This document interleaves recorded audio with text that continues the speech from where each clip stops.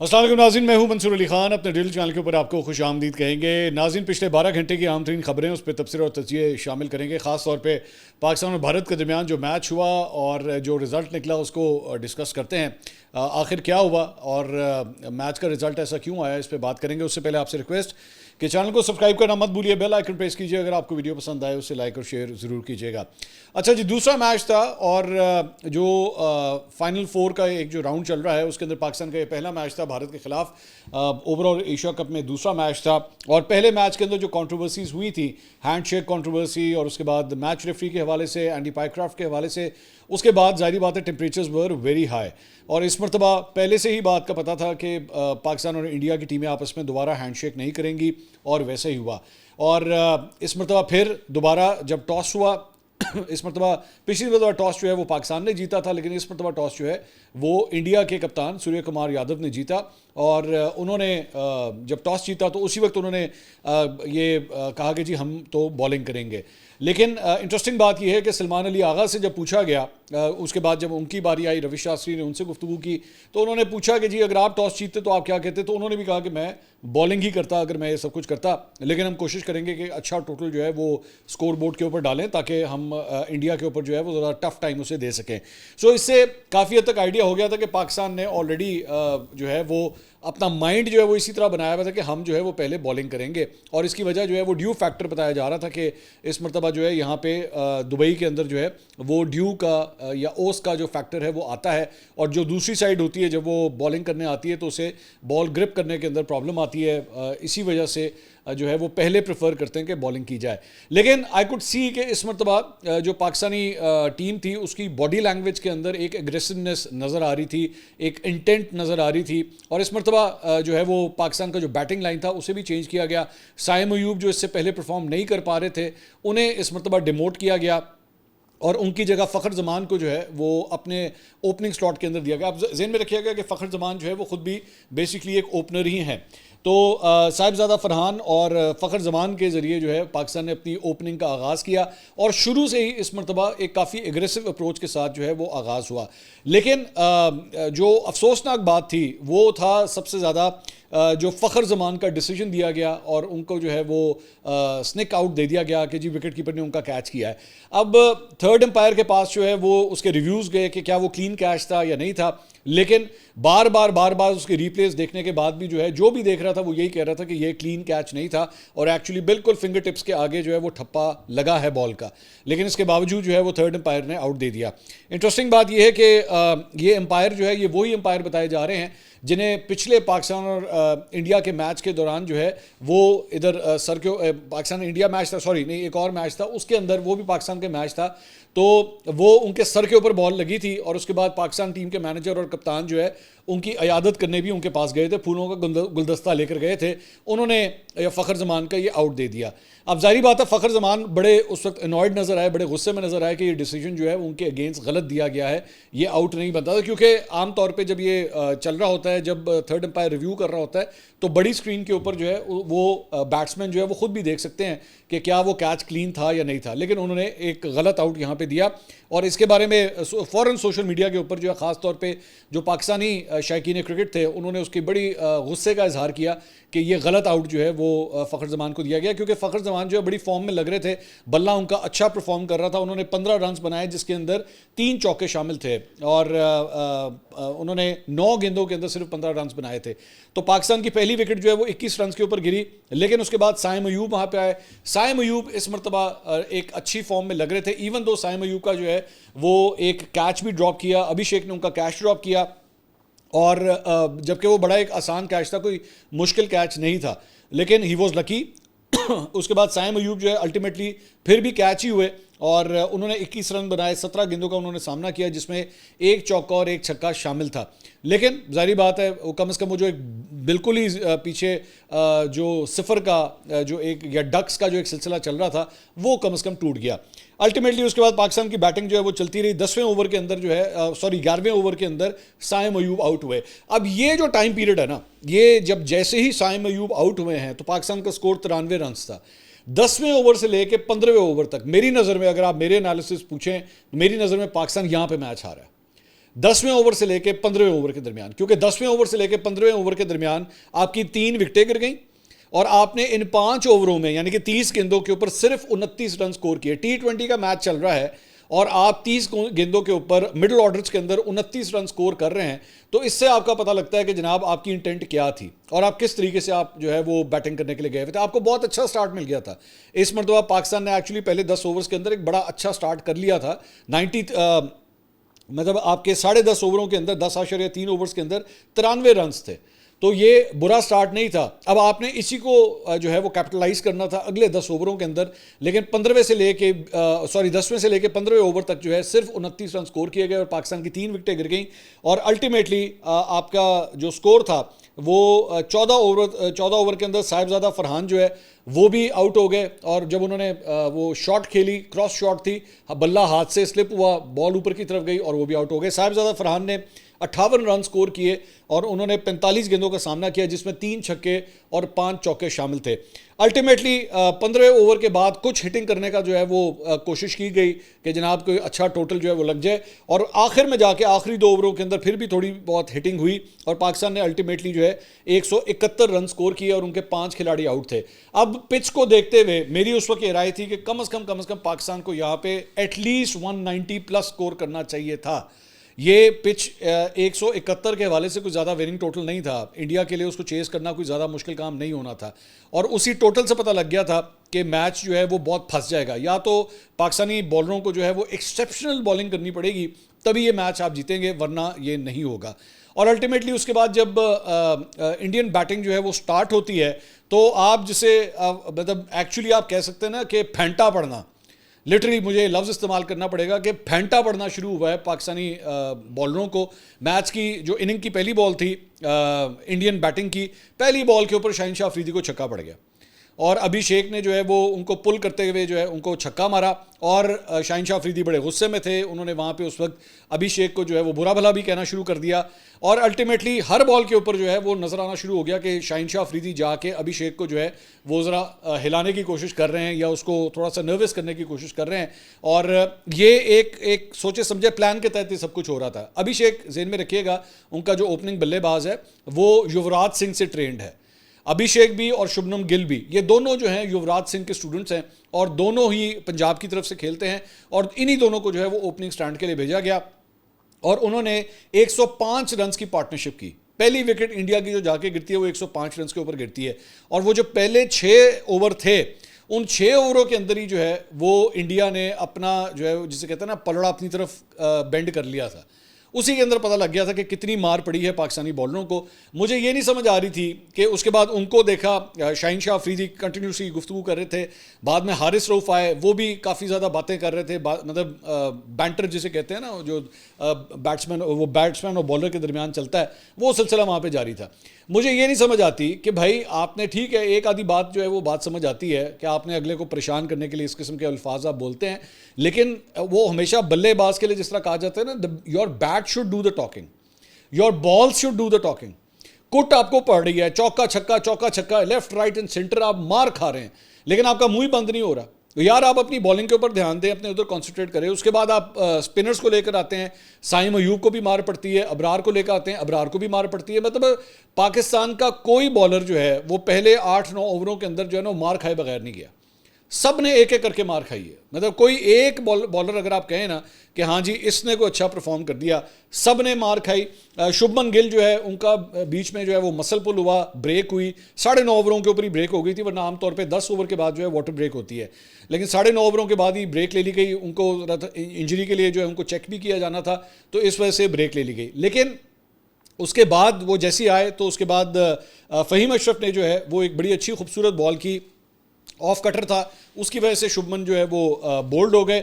बाद में उसके बाद सूर्य कुमार यादव आए, वो कोई जो उनके कप्तान है वो कोई रन नहीं बना सके, उन्होंने सिर्फ 3 गेंदों का सामना किया और वो भी आउट हो गए। अभिषेक शर्मा जो हैं वो भी 74 रन बनाए उन्होंने। अब ये जो इनिंग थी ना अभिषेक शर्मा की, जिसको एक्चुअली शाहीन शाह अफरीदी और हारिस रऊफ जो है बार बार बोल बोल के उसे मतलब डिसलॉज करने की कोशिश कर रहे थे, लेकिन वो नहीं हुआ।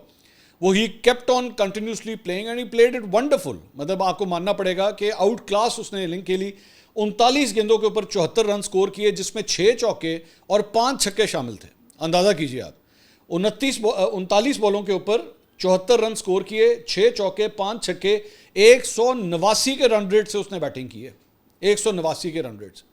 और ये अभी एक यंग लड़का है निस्बतन, मतलब जिसका अभी इतना एक्सपीरियंस नहीं है, लेकिन वो भी आपको फेंटा मार के गया है। सो आपके बल्लेबाजों ने तो फिर भी मेरी नज़र में 20-25 रन कम स्कोर किए जो करने चाहिए थे, लेकिन बॉलरों ने आज अगर पाकिस्तान को हरवाया तो एक तो आपका वो जो 10 से 15 ओवरों का जो एक स्पेल था उसके अंदर आप स्कोर नहीं कर सके, जो जिससे पाकिस्तान का टोटल ख़राब हुआ, और उसके बाद बॉलरों को जो मार पड़ना शुरू हुई है उसकी वजह से आपका बेड़ा गर्क हुआ। सो पाकिस्तान टीम को जो है ना वो अंडरस्टैंड करने की ज़रूरत है कि आपकी बातें या बोलने से काम नहीं चलेगा। आपकी क्रिकेट आप ग्राउंड के अंदर किस तरह खेलते हैं, वहां पे आप किस तरह परफॉर्म करते हैं, काउंट उसके ऊपर करता है। बल्कि as a matter of fact बीच में जो है वो शुभमन गिल और अभिषेक शर्मा जो है, इन दोनों के साथ जो है वो हारिस रऊफ की तू मैं भी होगी पिच के ऊपर। मतलब अब फॉर एग्जांपल अब वो मामला कुछ ज़्यादा बिगड़ जाता, आपको पिनलाइज कर दिया जाता या आपके ऊपर 1 या 2 मैचों का बैन लग जाता। अभी आपके सुपर 4 के जो मैचेस हैं अभी 2 बाकी हैं, अभी आपने बांग्लादेश और श्रीलंका के खिलाफ भी खेलना है। तो आमतौर पे कोचेस जो है ना वो इस बात को काफ़ी पिन पॉइंट करते हैं कि भाई इस हद तक बात करना कि ये ना हो कि आपके लिए प्रॉब्लम हो जाए, और वहाँ पे प्रॉब्लम हो सकती थी। लेकिन मुझे नहीं समझ आई ये किस किस्म का प्लान था कि आपने क्या करना है। देवर in every field you can say कि Pakistan was totally outclassed. Shaheen Shah Afridi पहले जब वो स्पेल में बॉलिंग करा रहे थे तो उस वक्त उनको अच्छी खासी मार पड़ी, उसके बाद दोबारा जब दूसरे अपने स्पेल के लिए आए फिर उनको मार पड़ना शुरू हो गई। साइम अयूब को 3 ओवरों में जो है वो मैं देख रहा था 35 रन पड़े, अबरार को भी 3 ओवरों में 37 रन पड़े, मतलब जो आ रहा था सबको मार पड़ रही थी। सो इस तरह नहीं होगा। As a matter of fact जो आपने मेरी नज़र में जो आपने परफॉर्मेंस दी है ना ये इंडिया के खिलाफ, आपके साथ तो श्रीलंका और बांग्लादेश भी फंस जाएंगे। बांग्लादेश ने जिस तरह श्रीलंका को हराया है, मुझे तो लगता है कि वो पाकिस्तान के ऊपर भी उसका पलड़ा भारी है, क्योंकि जो परफॉर्मेंस उन्होंने श्रीलंका के खिलाफ दिखाई, इतना बड़ा टोटल उन्होंने चेस किया। आपका जिस किस्म का बॉलिंग लाइनअप इस वक्त परफॉर्म कर रहा है, मुझे तो लगता है कि आपको बांग्लादेश भी पड़ जाएगा। तो ये बातें करने से नहीं सिर्फ सब कुछ होता। और दूसरी बात ये कि हो गया, you have to forget all that, वो हैंडशेक कंट्रोवर्सी, वो अंपायर का, वो मैच रेफरी का, वो सारा कुछ होना। You need to get over all these things. आपके बॉलर्स जो हैं वो मुझे लगता है जैसे अपने ना दिमागों में बिठा चुके हैं कि इंडियन बैट्समैन जो है वो हमें हर सूरत मारेंगे, हर सूरत कुटेंगे। और आपके जो बैट्समैन हैं उनमें से अभी भी जो है वो आपका बैटिंग लाइनअप ही सेट नहीं हो रहा। कभी आप जो है वो अपना जो नीचे फ़खर है आप उसे ऊपर ले जाते हैं, साइम अयूब को नीचे ले जाते हैं। और सबसे बड़ी बात, सॉरी मैं इस बारे में तो बात ही करना भूल गया, वो है जनाब हमारे कप्तान सलमान आगा। सलमान अली आगा मेरी समझ से बाहर है कि वो मतलब किस माइंडसेट के साथ खेल रहे हैं। 3 बॉलें तो उन्होंने इस चक्कर में सिर्फ मिस कर दी, ये सोचते हुए कि ये वाइड है, सिर्फ इस चक्कर में 3 बॉलें कम से कम, 3 डॉट्स तो उनकी सिर्फ इस बात के ऊपर थी। तो bad captaincy, bad batting by the captain. अब आपका जब कप्तान ही परफॉर्म ना कर रहा हो, आपके कप्तान के अंदर जो है इंटेंट ही नहीं नजर आ रही, और खास तौर पे ऐसे प्रेशर गेम्स के अंदर तो कैप्टन्स नॉक बहुत ज़रूरी होता है। तो बाकी बैट्समैनों को क्या कॉन्फिडेंस मिलना है। और उसके बाद एक और चीज़ तो मैं बताना भूल गया, वो है मोहम्मद नवाज का रनआउट। आप यकीन कीजिए कि किसी क्लब के अंदर, क्लब के किसी मैच के अंदर अगर कोई बैट्समैन इस तरह रनआउट हो ना जिस तरह मोहम्मद नवाज रनआउट हुए हैं कि casually he is not even looking at the fielder, के फील्डर जो है वो विकेट कीपर को थ्रो कर रहा है और पुड़क करके जो है वो उसकी जो किल्ली है वो फड़क गई वहाँ पे, और वो जो है वो आराम से कैजुअली जो है वो आ रहा था क्रीज की तरफ और वो रनआउट हो गया। मोहम्मद नवाज के साथ अगर ये क्लब के अंदर कहीं हुआ होता ना तो आप यकीन कीजिए कि इस मैच के बाद कम से कम उसको ग्राउंड के 15 चक्कर लगवाने थे कोच ने, कि तू इतना बड़ा बैट्समैन है, तू पाकिस्तान टीम की तरफ से खेल रहा है भाई, अपना लेवल देख, किस इंटरनेशनल क्रिकेट तुम खेल रहे हो, and this is the way you go back to your crease. तो वो मैं बार बार ये कहूँगा, वो एक बड़ी मशहूर मीम है ना कि बेटा छोड़ दो तुमसे ना हो पाएगा। तो पाकिस्तान टीम की तो लिटरली यही वाली सूरत हाल लग रही है कि ऐसी ही सूरत हाल लग रही है कि बेटा छोड़ दो तुमसे ना हो पाएगा। मतलब यहाँ पे मैं मुख्तलिफ जो फैंस थे क्रिकेट के, मैं उनको देख रहा था, वो कह रहे थे कि भाई इससे बेहतर है कि इस टीम को ना वापस ही बुला लें। इतने नाउमीद हो चुके हैं पाकिस्तान टीम के साथ ये सारे हमारे शायकीन जो हैं, तो they need to lift them self up. ये बात नहीं है। और मैं आपको बार बार बता रहा हूँ, जब ये पहले भी मैच हुआ था पाकिस्तान इंडिया का, मैंने आपको उसी वक्त से कह दिया था कि आप देख लीजिएगा अगर ये टीम ना जीती तो ये डिबेट चलती रहेगी कि बाबर और रिजवान को जो है वापस लाया जाए। और मैं बाबर और रिजवान को आहिस्ता आहिस्ता हर कदम उठाते हुए इस पाकिस्तान टीम में वापस आता हुआ देख रहा हूँ, ये इस किस्म की परफॉर्मेंस के साथ। सलमान अली आगा की जानिब से अभी तक कोई कैप्टन नॉक हमने देखा ही नहीं है, पूरे एशिया कप में कोई कैप्टन नॉक नहीं है। सो आपकी जगह क्या बन रही है? आपकी अपनी जगह जब डाउटफुल होना शुरू हो जाए ना, जब आपके बारे में ये लगना शुरू हो जाए कि आप टीम पे बोझ बनना शुरू हो गए हैं, तो फिर बाकी कुछ नहीं बचता। मुझे लगता है कि पाकिस्तान, मुझे फील हो रहा है, अल्लाह करे मैं गलत हूँ, लेकिन मुझे फील हो रहा है कि पाकिस्तान का जो वक्त है ना एशिया कप के अंदर, वो बहुत थोड़ा ही रह गया। जिस किस्म की परफॉर्मेंस पाकिस्तान ने जो है वो आज इंडिया के अगेंस्ट दिखाई है। इसके अलावा एक और जो ख़बर है वो मैं आपके साथ शेयर करना चाहूँगा, वो है हामिद मीर साहब की। हामिद मीर साहब और अज़मा बुखारी साहब की जो है, अज़मा बुखारी साहिबा, उनकी आज जो है वो एक नई कंट्रोवर्सी सामने आई। बेसिकली हामिद मीर साहब ने एक ट्वीट किया। उन्होंने कहा जी सैलाब के असरात, लाहौर में दूध और दही की कीमत 10 रुपये बढ़ा दी गई, सब्जियां भी महंगी हो चुकी हैं। उन्होंने ये एक ट्वीट किया हामिद मीर साहब ने। तो अज़मा बुखारी साहिबा ने जो है वो इसके ऊपर ट्वीट किया। उन्होंने कहा जी अवाम की मोहब्बत से ज़्यादा ये बुग़्ज़ पंजाब नज़र आता है। कभी जो सिंध, बलूचिस्तान या खैबर पख्तूनख्वा में महंगाई या रेट्स पे बात की हो। चैलेंज है, आज भी पंजाब में कीमतें कम ही होंगी, और वो भी सैलाब के बाद। पंजाब में दूध दही की कीमतें पे कुड़ने वाले ने मजाल है कभी मूली गाजर की तरह कटने वाले पंजाबी के बारे में भी कुछ बोला हो। तो ये अज़मा बुखारी साहिबा ने जो है वो हामिद मीर साहब को ये कोट ट्वीट करके ये जवाब दिया। हामिद मीर साहब ने उसके बाद एक और जवाब दिया इस मामले के ऊपर। उन्होंने कहा पंजाब की सीनियर वज़ीर मरियम औरंगज़ेब ने सैलाब ज़दा इलाकों में भरपूर इमदादी काम किया, जिसकी तारीफ़ पीपल्स पार्टी के एक MNA नबील गबोल ने भी की। मरियम औरंगज़ेब की तारीफ़ में मेरी एक ट्वीट पर पंजाब की एक वज़ीर बहुत सीख पा है और मुझे पंजाब का दुश्मन करार दे रही है। ये वही मौसूफ़ा है जिसने एक दफ़ा जनाब नवाज शरीफ को भारतीय एजेंट करार दिया था। अल्लाह मौसूफ़ा को हज़रत की आग से निजात दिलाए। अच्छा, ये मैं थोड़ा सा आपको बैकग्राउंड बता देता हूँ। इन दोनों का जो है वो आपस में बड़ा पुराना एक मसला चल रहा है, और आप अगर कभी नोट करें तो हामिद मीर साहब के शो के अंदर आपको कभी अज़मा बुखारी नज़र नहीं आएंगी, जबकि वो वज़ीर इत्तलात हैं पंजाब की। वैसे तो अज़मा बुखारी साहिबा खुद भी बड़ी पिक एंड चूज़ करना शुरू हो गई हैं, अब वो शोज़ में नहीं आती। जब वो अपोजिशन में थी वो तकरीबन हर शो में आपको नज़र आती थी, हर जगह आपको नज़र आती थी, आ जाती थी वहाँ पे। तो अब जो है वो जब से वज़ीर बनी है उन्होंने काफ़ी अपने आप को जो है ना महदूद कर दिया। हार्डली 2-3-4 शोज़ ही हैं अब जिसके अंदर वो आपको अक्सर नज़र आती हैं, तो उन्होंने अपने आप को बहुत महदूद कर दिया है। लेकिन एक सीनियर एंकर के साथ जो है वो एमी बिला वजह का फड्डा ले लेना मेरी समझ से बाहर है। आप वज़ीर इत्तलात हैं, आपकी तो मीडिया के साथ अच्छे रिलेशनशिप्स होने चाहिए, ठीक है। तो आप जियो के एक सीनियर एंकर के साथ बिला वजह बैठ के जिन्हें कहते हैं ना अड्डा लगा लेना, तो ऐसा मेरे ख्याल में नहीं करना चाहिए। और दूसरी बात ये कि उन्होंने आगे से हामिद मीर साहब ने मरियम औरंगज़ेब साहिबा की तारीफ़ कर दी, तो ये क्यों की गई? मेरा ख्याल में तो ये बड़ा ही एक कैलकुलेटेड मूव था हामिद मीर साहब की जानिब से जो उन्होंने अज़मा बुखारी साहिबा को ये सुनाई है। अच्छा जी, इसके अलावा वज़ीर आज़म के कोऑर्डिनेटर इख्तियार वली साहब ने कहा है कि जी वज़ीर आज़म शहबाज शरीफ ने जो सऊदी अरब के साथ दिफाई मुआहदा किया है, इसमें मज़ीद 5 मुसलमान मुल्क शामिल होने के लिए तैयार हैं, जबकि एक गैर मुस्लिम मुल्क भी शमूलियत के लिए तैयार है। सऊदी वली अहद मोहम्मद बिन सलमान के साथ कारोबारी शख्सियात का एक बहुत बड़ा वफ़द भी आ रहा है, और उन्होंने कहा मुझे उम्मीद है सऊदी वली अहद मोहम्मद बिन सलमान नवंबर के महीने में पाकिस्तान का दौरा करेंगे। ये दौरा कोई मामूली दौरा नहीं होगा। वज़ीर आज़म सब छोड़कर कतर चले गए। शहबाज शरीफ ने मुस्लिम उम्मा की क़यादत के बाब का आगाज़ किया है। फील्ड मार्शल आसिम मुनीर और वज़ीर आज़म की जोड़ी को अल्लाह सलामत रखे, ये कहा है जी इख्तियार वली साहब ने। इसके अलावा एक पिछले दिनों, ये आपने भी शायद हो सकता है सोशल मीडिया के ऊपर देखा हो, अब मुझे नहीं पता ये किसी ने शरारत की या क्या किया, किसी ने कहा कि जी मुस्लिम लीग काफ की जानिब से वो बेसिकली उनके जो सदर हैं चौधरी शुजात हुसैन, उनके बारे में ख़बर किसी ने फैला दी जी, उनको पाकिस्तान बॉडी बिल्डिंग फेडरेशन का चेयरमैन बना दिया गया। ये उनकी तस्वीर के साथ जो है हर जगह वायरल होना शुरू हो गई। तो वो मेरे ख्याल में किसी ने मजाक किया था। चौधरी काफ लीग की जानिब से ये वजाहत आई है कि जी चौधरी शुजात हुसैन साहब को ऐसा कोई भी जो है वो ओहदा नहीं दिया गया बॉडी बिल्डिंग फेडरेशन का।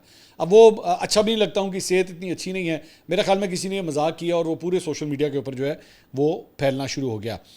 इसके अलावा जनाब बरतानिया, कनाडा और ऑस्ट्रेलिया ने फ़लस्तीन को बतौर रियासत जनाब तस्लीम कर लिया है। उन्होंने बाकायदा ऐलान किया है और उन्होंने कहा है कि जी इज़राइल ने जंगबंदी समेत दीगर शराइत पूरे नहीं किए हैं।